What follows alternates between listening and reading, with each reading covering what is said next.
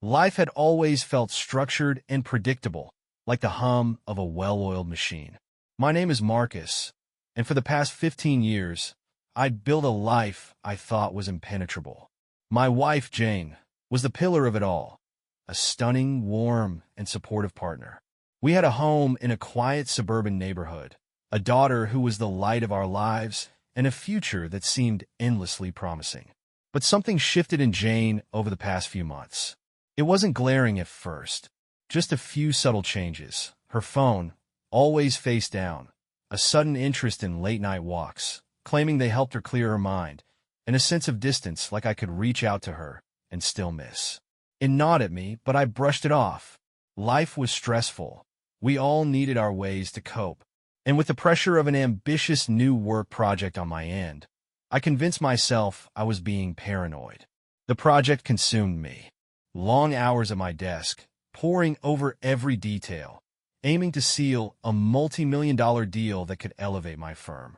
Jane would bring me coffee, rub my shoulders, and smile with that same dazzling look that used to make me forget the world. But recently, her smiles felt hollow, a practiced veneer. One evening, after a particularly grueling day, she came home later than usual. "Tom asked me to stay behind and work on a client pitch," she said casually, mentioning her boss at the marketing agency she'd worked at for years. "Must have been important," I said, watching her pull off her heels and stretch her arms as though she hadn't just waded through a web of excuses. "You're usually home by 6. "It was," she replied, avoiding my gaze. "You know how demanding he can be." Her tone was light, almost dismissive, but something in it pulled at a thread deep inside me. That night, I stayed up late working. Jane had gone to bed hours ago, claiming exhaustion. I should have been buried in my work, but my thoughts kept drifting. Was I imagining it, or was something really off? I decided I couldn't keep ignoring it. The next morning, I kissed her goodbye as she left for work, and something in her eyes lingered just a moment too long, as though daring me to notice. The moment the door clicked shut, I opened my laptop, resolved to find answers.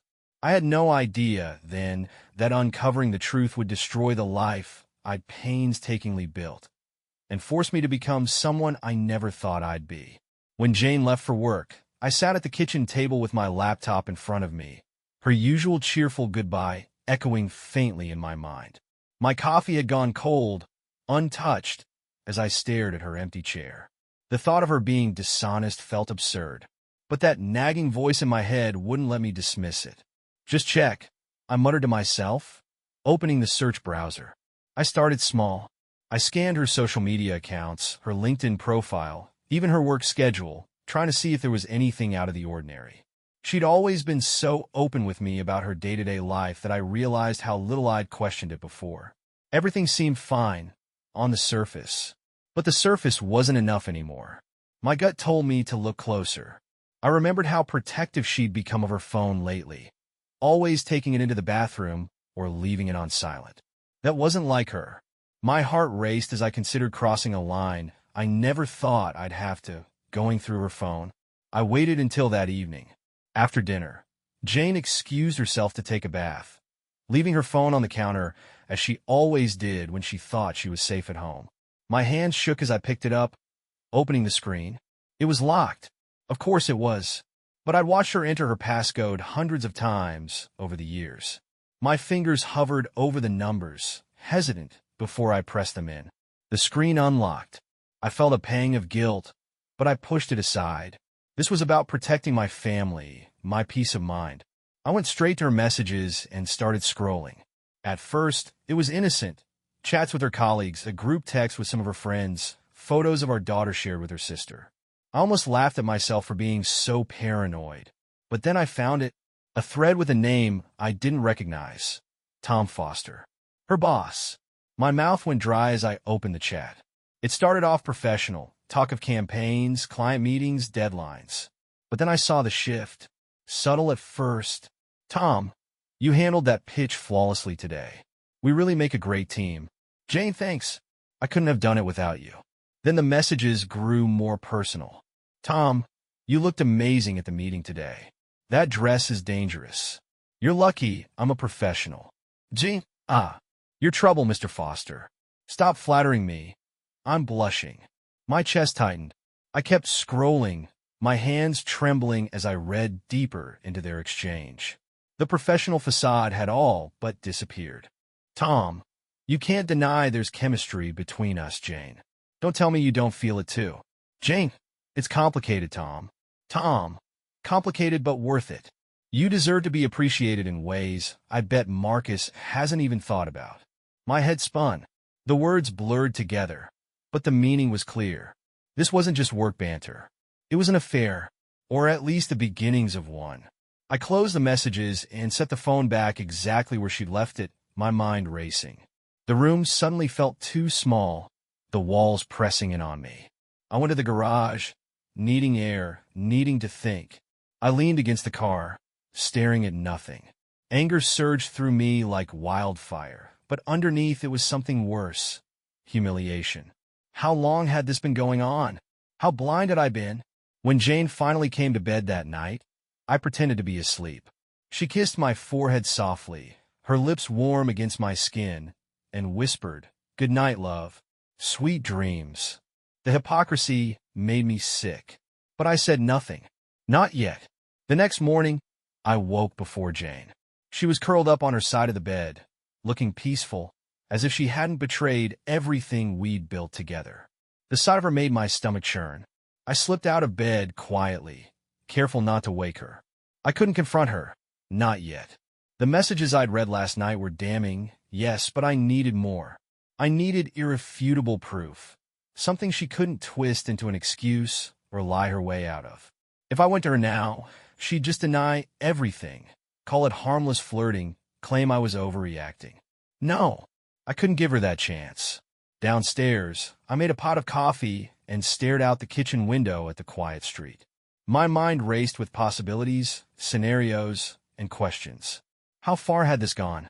Was it just emotional, or had it crossed into the physical?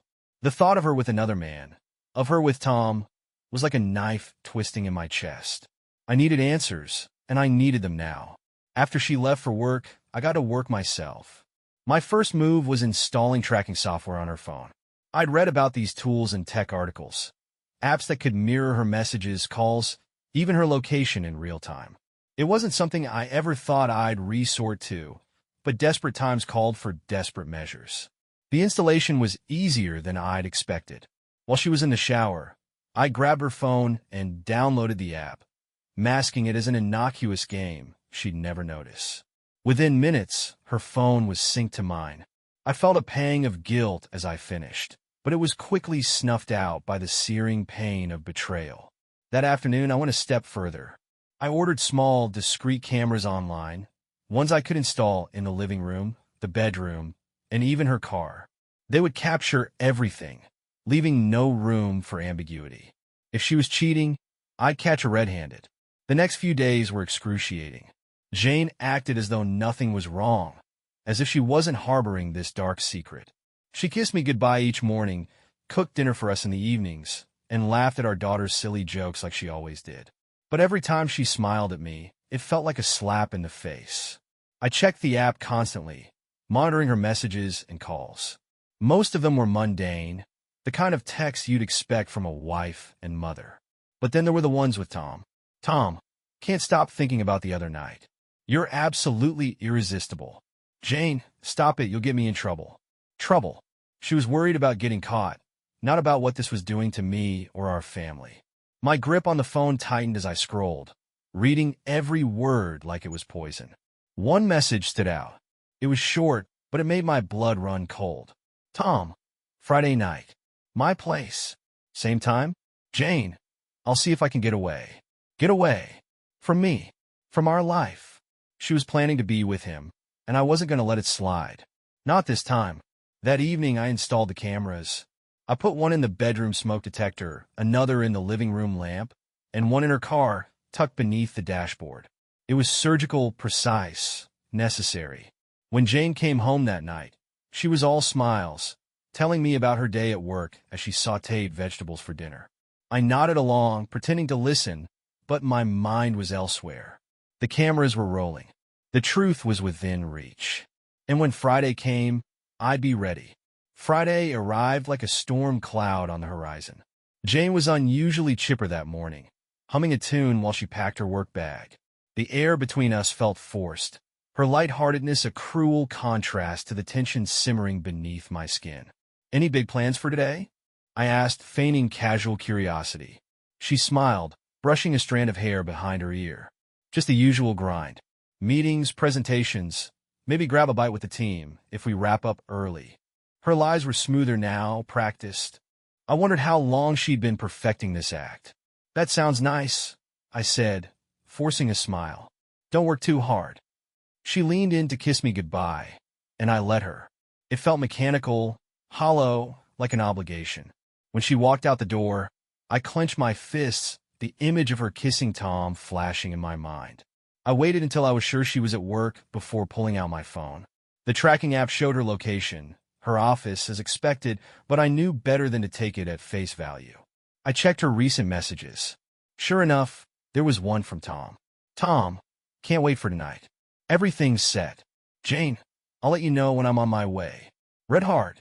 The confirmation hit me like a punch to the gut. Tonight was the night. Whatever doubt lingered in my mind evaporated. This wasn't just a flirtation. She was going to his place, and I was done playing the fool. I spent the rest of the day preparing. The cameras were ready, the app was monitoring her every move, and I'd packed a small bag, just in case I couldn't stand to stay under the same roof after tonight. My heart felt heavy as I folded a shirt, the weight of the impending confrontation pressing down on me. That evening, Jane came home looking radiant. She'd changed into a sleek black dress, one I didn't recognize, and had done her hair and makeup with more care than usual. "Wow," I said, masking my emotions. "You look stunning. What's the occasion?" She laughed nervously. "Oh, just a client dinner. Tom likes us to make a good impression." Tom. His name was like poison in my mouth. I wanted to scream at her, demand the truth right there. But I held back. I needed to see it through, needed the undeniable proof. "Well," I said, keeping my voice steady, "have fun." She kissed me on the cheek and left, the scent of her perfume lingering in the air. I waited until I saw her car pull out of the driveway before springing into action. I opened my laptop and connected to the camera feeds. Her car camera showed her driving, her face calm, almost excited. I switched to the tracking app. She was heading straight for Tom's address, just as I'd suspected. My phone buzzed with a notification from one of the cameras in the living room. Movement detected. I clicked the feed and saw her standing in Tom's living room. She smiled as he approached, a glass of wine in hand. They clinked glasses, and he leaned in to kiss her. My chest tightened, rage and heartbreak warring within me. I wanted to punch something, scream, do anything to stop the pain coursing through me. But I stayed focused, recording everything. I needed this, not just for me, but for what came next. The feed captured every moment. The lingering touches, the stolen kisses, the laughter. It was surreal, watching my wife, the woman I'd shared a life with for 15 years, betray me so brazenly. Finally, I couldn't watch anymore. I closed the laptop and sat in silence, staring at the wall. The proof was there. The truth was undeniable. Now it was time to act. I spent the next few hours steeling myself for what had to come. My emotions swung wildly between rage and despair, but I kept my focus. This wasn't just about confronting Jane. It was about reclaiming my dignity, my life. At 11:30 p.m., the tracking app showed Jane's car leaving Tom's house. My heart pounded as I watched her, dot on the map, make its way home. She was coming back to me, to our house, after spending the evening betraying everything we'd built. I clenched my jaw, resolved to confront her the moment she walked through the door. The sound of her car pulling into the driveway snapped me into action. I stood in the living room, the laptop closed on the coffee table, the room dimly lit.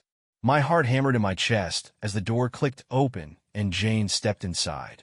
She looked surprised to see me still up. "You're awake?" she asked, slipping off her heels. "Thought you'd be in bed by now." "I couldn't sleep," I said, my voice even. "Thought I'd wait up for you." Her eyes flickered, betraying a hint of unease. "That's sweet," she said, forcing a smile. "It was a long night." That client dinner turned into a whole ordeal. Did it? I said, my tone cold. Funny, I don't remember clients being at Tom's house. Her face froze, the forced smile vanishing. What are you talking about? She asked, her voice tight. I know, Jane. I stepped closer, my fists clenched at my sides. I know where you were tonight. I know who you were with. Don't insult me by lying. For a moment, she said nothing. Her mouth opened as if to speak, but no words came out. Then she straightened, her expression hardening. You've been spying on me? She accused, her voice rising. You're damn right I have. I snapped, the anger finally breaking through. Because something's been off for months, and you've been lying to me. Don't you dare try to make me the villain here. Jane's face flushed with anger and panic. It's not what you think. Don't, I interrupted, holding up a hand. Don't you dare try to gaslight me. I have it all, Jane. The text, the video, everything. I watched you tonight. I saw you kiss him. I saw you in his arms. So don't stand there and tell me it's not what I think. Her shoulders sagged, the fight draining out of her. She looked at me, her eyes glistening with tears. I'm sorry, she whispered. I never meant to hurt you. The words ignited something in me, a fiery mix of heartbreak and fury. Never meant to hurt me? Are you serious? You betrayed me, Jane. You betrayed our marriage, our family. You made a choice, and now you have to live with the consequences. She stepped closer, reaching for me. Marcus, please. It was a mistake. I stepped back, out of her reach. Don't touch me. Her tears fell freely now, her hands clasped in front of her. It didn't mean anything, she pleaded. I was confused. It's been so stressful lately, and I just needed someone to make me feel. Don't finish that sentence, I said, my voice low and trembling. I gave you everything, Jane. Everything. And you threw it away for what? A fling with your boss? She sank onto the couch, burying her face in her hands. I don't know, she sobbed. I don't know why I did it. I love you, Marcus. I love our family. I stared at her, the woman I'd loved for so long, now a stranger in my own home. Her words felt hollow, meaningless in the face of what she'd done. If you loved me, I said quietly, you wouldn't have done this. She looked up at me, her eyes desperate. We can fix this, she begged. We can go to counseling, work through it. Please, Marcus, don't give up on us. I shook my head, the weight of her betrayal pressing down on me. You gave up on us the moment you walked into his house, I said. There's nothing left to fix. Her sobs filled the room as I turned and walked away. Upstairs, I grabbed the bag I'd packed and slung it over my shoulder. On my way out, I paused in the doorway, looking back at her one last time. This is your mess to clean up, I said. I'm done. And with that, I walked out the door, leaving behind the life I thought I knew. I drove aimlessly for what felt like hours, the weight of everything crushing down on me. The streets were nearly deserted, their emptiness mirroring how hollow I felt inside. My phone buzzed in the cup holder, lighting up with Jane's name, but I ignored it. I couldn't face her, not yet, maybe not ever. Eventually, I pulled into a cheap motel on the edge of town, its flickering neon sign buzzing faintly in the night. The receptionist barely looked at me as I handed over my ID and credit card, mumbling something about needing a room for the night. She slid me a key, her bored expression not betraying a hint of judgment. Inside, the room was dingy and smelled faintly of mildew, but I didn't care. I dropped my bag onto the bed and sat on the edge, staring at the cracked wallpaper. My hands trembled as I pulled out my phone and opened the gallery. The videos and photos from the cameras stared back at me, undeniable evidence of Jane's betrayal. I watched them again, even though it felt like ripping open a fresh wound. Each kiss, each touch, each laugh with Tom was another dagger to my heart. I turned it off before I could smash my phone in a fit of rage. Lying back on the lumpy bed, I stared at the ceiling. How had it come to this?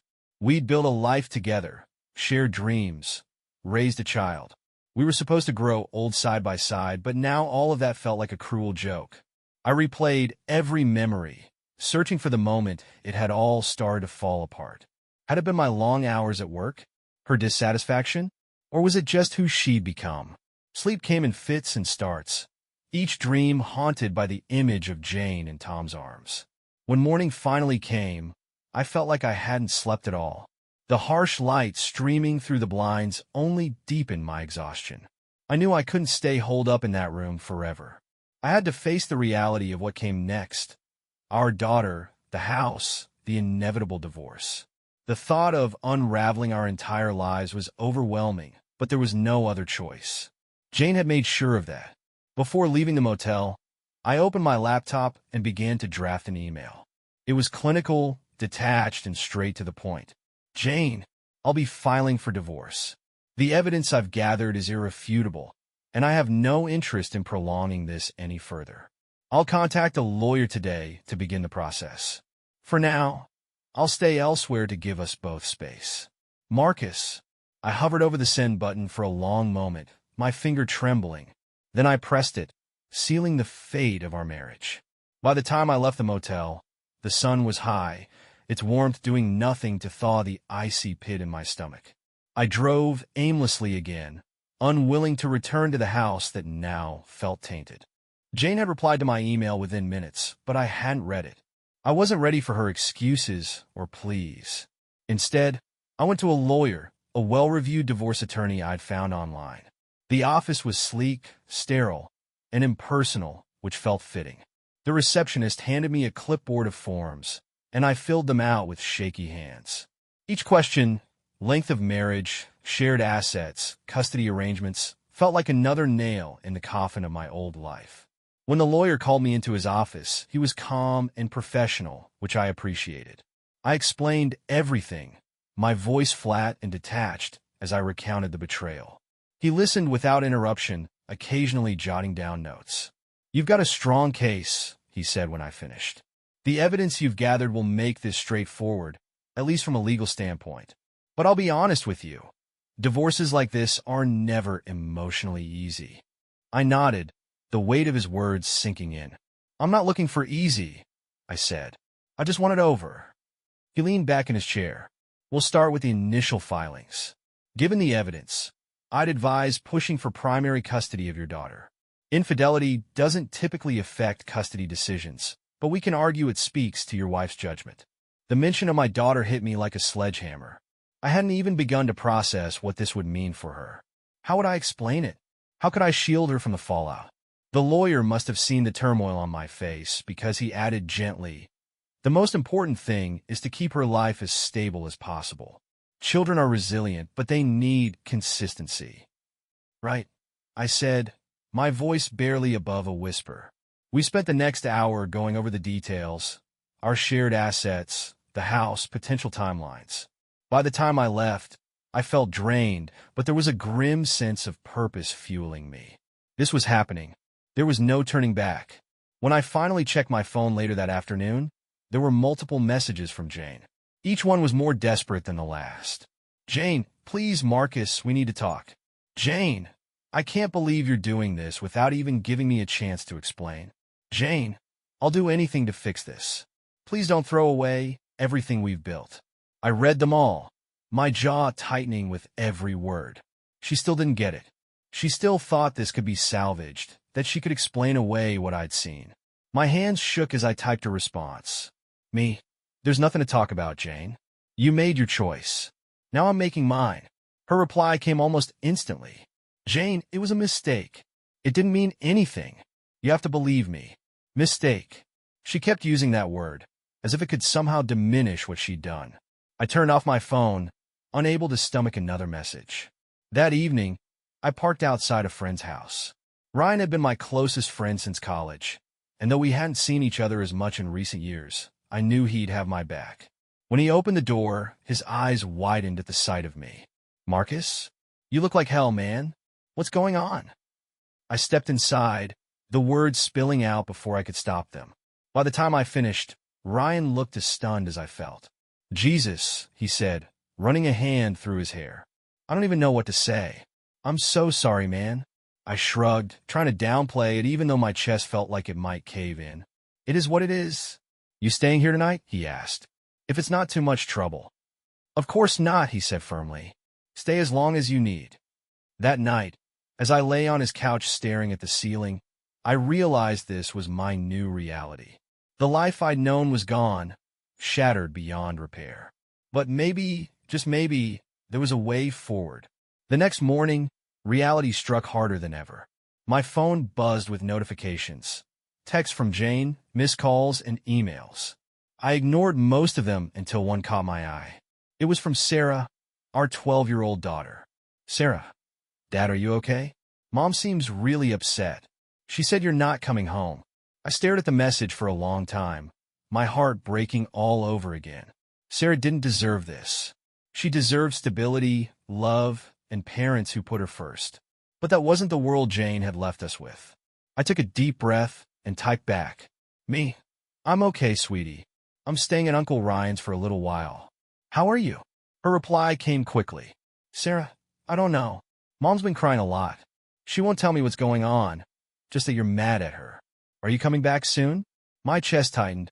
I hated that Sarah was caught in the middle of this mess. I wanted to shield her from the truth, but I couldn't lie to her either. She was too smart for that. "Me?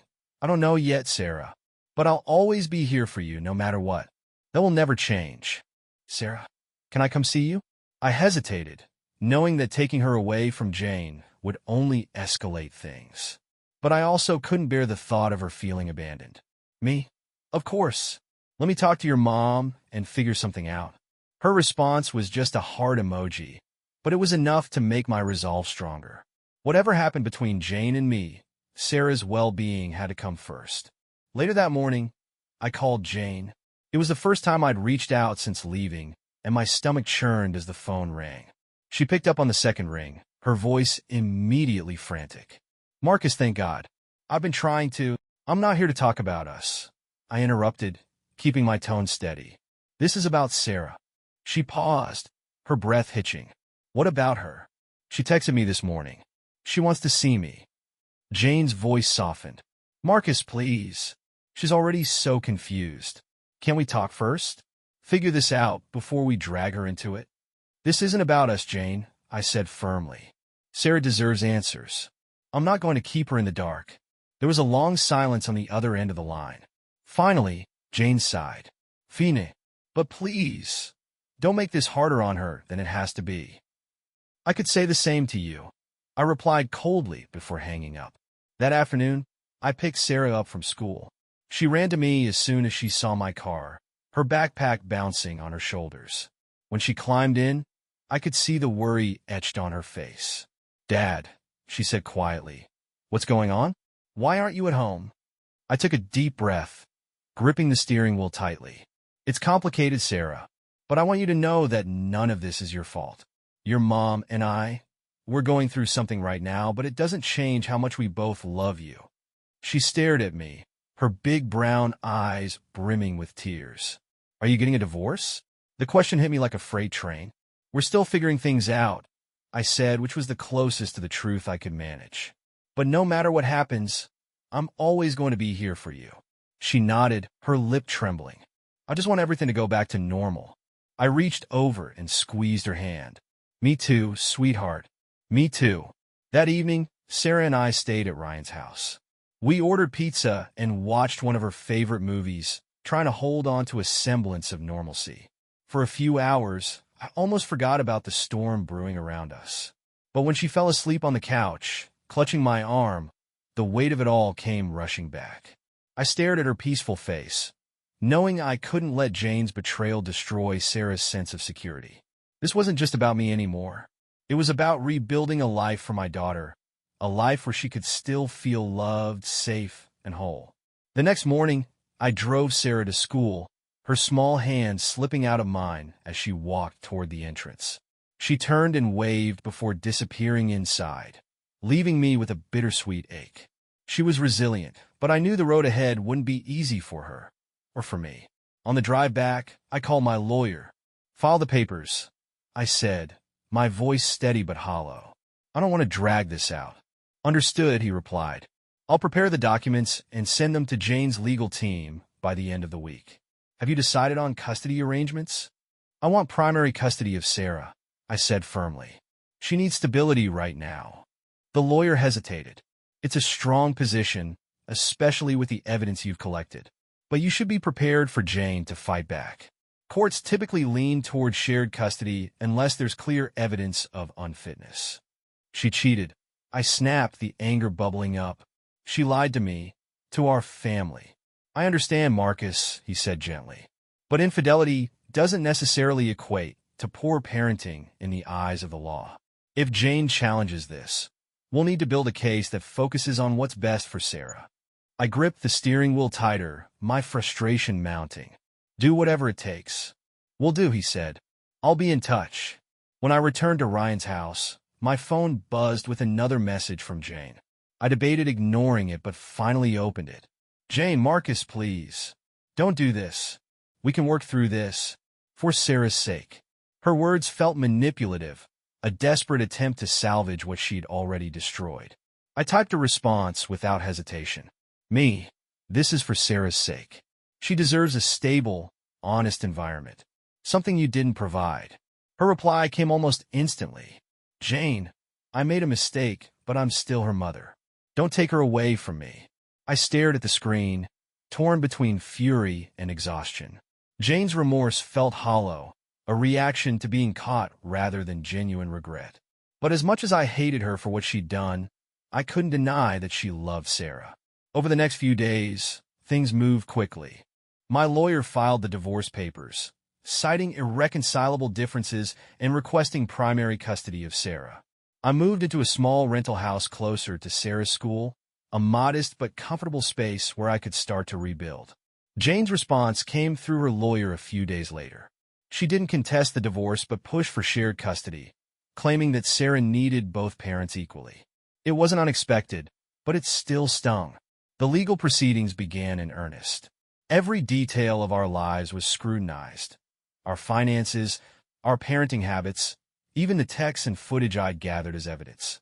Each meeting with my lawyer felt like peeling back another layer of the life I thought I knew, exposing raw nerves and painful truths. One evening, as I was preparing dinner, Sarah asked the question I'd been dreading. Dad, is Mom going to move out too? I paused, the knife in my hand hovering over the cutting board. No, sweetheart, I said carefully. She's staying in the house for now. But you're not coming back, are you? Her voice wavered, and my heart broke all over again. I knelt beside her, placing my hands on her shoulders. No, I'm not, I admitted. But that doesn't mean I won't be here for you. You'll always have me, no matter what. She nodded, her eyes glistening with tears. I just want us to be a family again. I know, Sarah, I said, pulling her into a hug. I do too, but sometimes things don't work out the way we hope. It doesn't mean we love you any less. She buried her face in my shoulder, her small body trembling against mine. In that moment, I vowed to protect her from as much of this pain as I could, even if it meant sacrificing my own peace. As the custody battle loomed, I steeled myself for the fight ahead. Jane had made her choices, and now I had to make mine, for Sarah, for myself, and for the future I was determined to rebuild. The courtroom was colder than I expected, both in temperature and atmosphere. Jane sat at the opposite table with her lawyer, looking composed but pale, as though she hadn't slept in days. Her eyes flicked toward me once, but I didn't meet her gaze. I couldn't. Our lawyers laid out their cases with the precision of surgeons, dissecting every aspect of our lives. Mine focused on the evidence of Jane's affair, arguing that it showed a lapse in judgment that could impact Sarah's well-being. Jane's lawyer countered by painting her as a loving mother who had made a mistake but was committed to co-parenting. It was brutal. Every moment of our private lives was laid bare. The judge listened impassively, his face a mask of neutrality as each side made their arguments.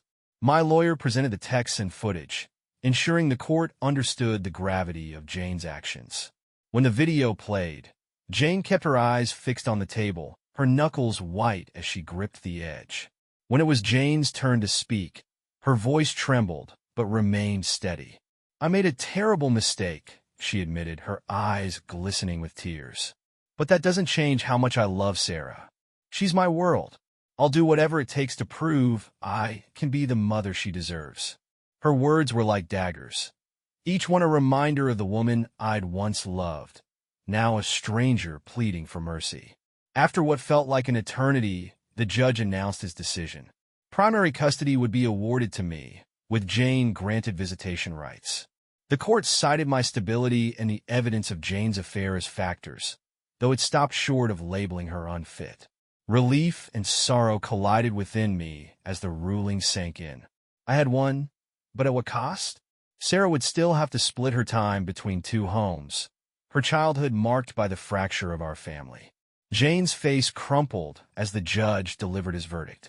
She looked at me, her eyes filled with a mix of anger and despair, but I didn't flinch. I'd done what I had to for Sarah. That evening, I sat with Sarah in the living room of my rental house. She was quiet, her head resting on my shoulder as we watched a movie. I could feel the weight of her sadness, the unspoken questions she was too young to voice. "Dad," she said softly, breaking the silence. "Why can't we all just live together again?" My throat tightened, but I forced myself to answer honestly. "Sometimes grown-ups make mistakes," I said, stroking her hair. "And those mistakes can change things. But none of it is your fault, Sarah. Your mom and I love you more than anything, and that will never change." She nodded, though her eyes were misty. "I love you too," she whispered. In that moment, I realized the battle wasn't over. Winning custody was just the beginning. The real challenge would be helping Sarah navigate this new reality, giving her the love and support she needed to heal. Over the next few weeks, life settled into a fragile rhythm. Jane moved out of the family home and into an apartment closer to her office. Sarah split her time between us, her resilience shining through even as the cracks in her world remained. Every drop-off and pickup with Jane was strained but civil. We exchanged the bare minimum of words, our once deep connection now reduced to logistical updates about our daughter's schedule. One evening, after Sarah had gone to bed, Jane called me. I hesitated before answering, unsure if I was ready to hear whatever she had to say. "Marcus," she began, her voice heavy with emotion. I just wanted to say I'm sorry. For everything. I know I've lost your trust, and I don't expect forgiveness. But I need you to know that I'll always be there for Sarah. I'll do whatever it takes to prove that." Her words hung in the air, bittersweet and hollow. "I hope you do," I said finally, my tone flat. "Because she deserves better than what we've given her." Jane's breath hitched, and I could tell she was crying. "I'll never stop trying," she whispered. "Good," I replied, ending the call. For the first time in weeks, I felt a glimmer of closure. The road ahead would be long and uncertain, but I was determined to rebuild, for Sarah, for myself, and for the life I now had the chance to create. The days turned into weeks, and slowly, a new rhythm began to take shape. Sarah and I established routines: homework at the dining table, family dinners, and movie nights on Fridays. I poured every ounce of my energy into being the best father I could, knowing that she was my anchor in this storm. One evening, after tucking her into bed, I stood in the doorway of her room, watching her sleep. She looked so peaceful, her small chest rising and falling with each breath. It was a stark contrast to the chaos swirling in my mind. I knew that she needed more than just stability. She needed joy, laughter, and a sense of normalcy. And for her sake, I had to provide that, no matter how broken I felt inside. At work, things were different. My coworkers noticed the change in me, how I buried myself in projects, how I avoided small talk. They didn't press me for details, but their concern was evident. One day, my colleague and friend Peter cornered me in the break room. "Hey, Marcus," he said, leaning against the counter. "You've been running on fumes lately. You okay?" I hesitated, unsure how much to share. But Peter had always been a good friend, someone I could trust. "It's been a rough couple of months," I admitted. "Jane and I are getting divorced." His eyebrows shot up in surprise. "Man, I'm sorry to hear that. I had no idea." "Not many people do," I said, shrugging. "I've been trying to keep things focused on Sarah." Peter nodded, his expression thoughtful. "If you ever need to talk, or just grab a drink and not talk about it, I'm here." "Thanks," I said, appreciating the offer more than I could express. Despite the support from friends and the routines I'd built with Sarah, the nights were the hardest. Alone in my small rental house, the silence was deafening. Memories of Jane haunted me. The way she used to laugh at my terrible jokes, the nights we stayed up talking about our dreams, the warmth of her beside me. But every time those memories threatened to pull me under, I reminded myself of the betrayal. I reminded myself of the videos, the messages, the lies. And slowly, the love I'd once felt for her began to wither, replaced by a cautious determination to move forward. One afternoon, I received a text from Jane. "Jane, I'd like to talk about Sarah's birthday. Can we meet somewhere to discuss it?" Her request was reasonable, but the thought of sitting across from her made my stomach churn. Still, I knew we couldn't avoid each other forever, not when it came to Sarah. I suggested a coffee shop near her apartment, and we agreed to meet the next day. When I arrived, Jane was already there, sitting at a corner table with her hands wrapped around a steaming mug. She looked tired, her face pale and drawn, but she still managed a weak smile when she saw me. "Thanks for meeting me," she said as I sat down. I nodded, keeping my expression neutral. "What's on your mind?" "I want to make sure Sarah has a great birthday," she said, her voice soft. "I thought maybe we could do something together, a small party at the house, just the three of us." The suggestion caught me off guard. "You want to celebrate together?" I asked, my tone skeptical. "She's been through so much already," Jane said, her eyes pleading. "I think it would mean a lot to her if we could show her we're still a team, even if we're not together." Her words stung, but I couldn't deny the logic behind them. "I'll think about it," I said finally. "Thank you," she said, a flicker of relief crossing her face. That night, as I sat in the quiet of my living room, I wrestled with the decision. Could I put my feelings aside for Sarah's sake?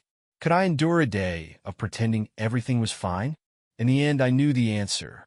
Sarah deserved a birthday filled with love and laughter, not tension and bitterness. And if that meant swallowing my pride and standing beside Jane for one day, I would do it. The day of Sarah's birthday arrived, and the house was alive with decorations, balloons, streamers, and a banner reading, "Happy birthday, Sarah." Jane and I had worked together to plan the day, coordinating everything from the cake to the guest list. It was awkward, but for Sarah, we both made the effort. Sarah's friends started arriving in the early afternoon, their laughter and energy filling the house. Jane and I managed to keep things civil, dividing responsibilities without the need for forced conversation. If Sarah noticed the tension between us, she didn't let on. She was too busy basking in the glow of her special day. As the party went on, I found myself watching Jane from across the room. She was smiling. Her face lit up as she chatted with Sarah and the other kids. For a fleeting moment, I saw the woman I used to know, the woman I'd fallen in love with all those years ago. But then the memory of her betrayal resurfaced, and the warmth I'd felt evaporated. After the guests had gone and the house was quiet again, Sarah sat on the living room floor, opening her presents. Jane and I sat nearby, our polite silence punctuated only by Sarah's excited exclamations. "This one's from Dad," Sarah said, tearing into a brightly wrapped package. Inside was the art set she'd been eyeing for months. Her face lit up as she held it up. "Thank you, Dad. It's perfect." "You're welcome, sweetheart," I said, smiling. "And this one's from Mom," Sarah said, opening the next gift. It was a framed photo of the three of us at the beach, taken during our last family vacation.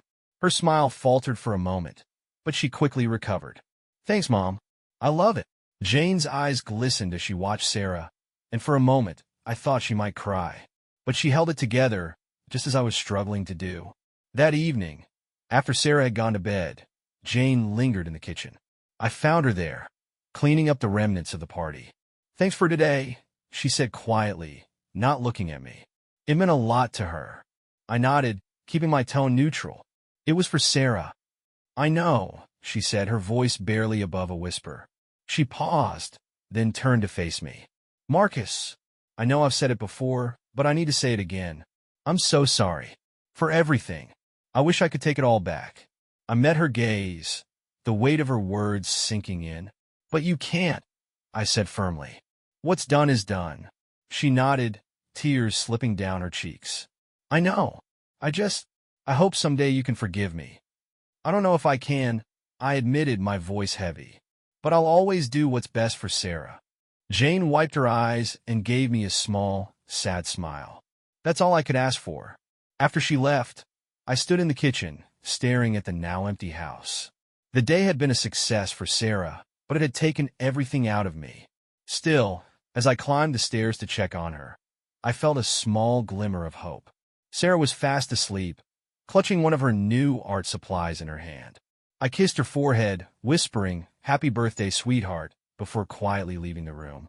I knew the road ahead wouldn't be easy, but for the first time in months, I felt like I was taking a step forward. I wasn't sure where it would lead, but I was ready to find out. Weeks passed, and life began to settle into its new rhythm. The pain of betrayal was still there, an ever-present ache, but it was becoming less sharp, less consuming. I had thrown myself into my work and focused on creating a stable, happy home for Sarah.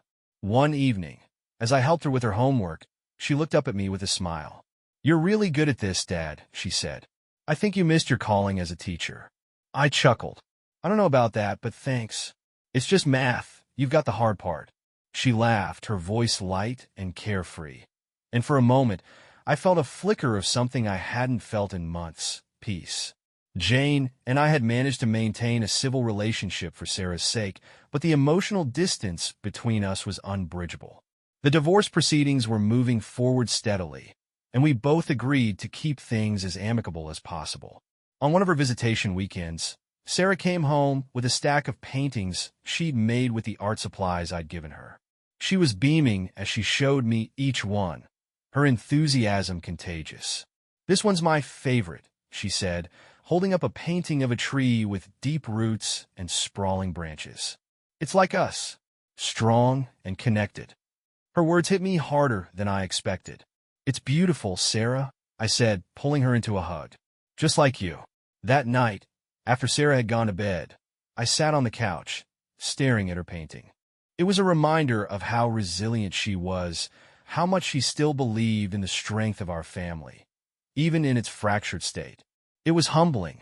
For the first time in a long time, I allowed myself to think about the future, not the one I'd lost, but the one I could build. I thought about the kind of father I wanted to be, the kind of man I wanted to be.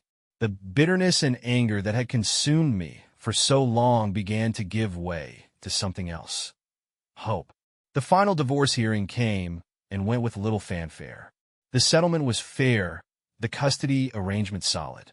Jane and I parted ways outside the courthouse, exchanging a brief, wordless nod.